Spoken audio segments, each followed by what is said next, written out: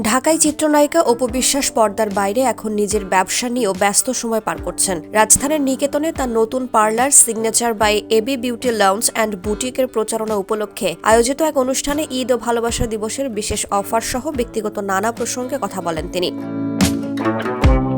অনুষ্ঠানে অপু বিশ্বাস জানান, মুসলিম ধর্মাবলম্বীদের সবচেয়ে বড় উৎসব রোজার ঈদ উপলক্ষে সবাই নিজেকে সুন্দর করে সাজাতে চায়। সেই ভাবনা থেকেই তার পার্লারে 31 জানুয়ারি পর্যন্ত ফ্ল্যাট 60% ছাড় এবং 14 ফেব্রুয়ারি পর্যন্ত 50% ছাড়ের ঘোষণা দেওয়া হয়েছে। একই সঙ্গে তিনি সবাইকে আগাম ঈদের শুভেচ্ছাও জানান।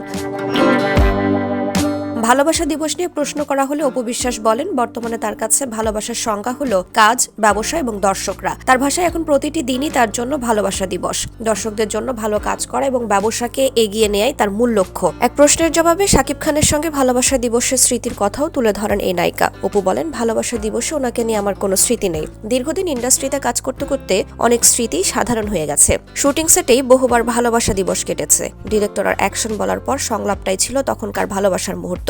এ সময় দর্শকদের প্রতি কৃতজ্ঞতাও প্রকাশ করেন অপু বিশ্বাস। বলেন, রক্তের সম্পর্ক না থাকলেও ভক্তদের কাছ থেকে যে ভালোবাসা তিনি পেয়েছেন তা অতুলনীয়। এই ভালোবাসা সারা জীবন ধরে রাখতে চান তিনি এবং সবার কাছে দোয়া কামনা করেন।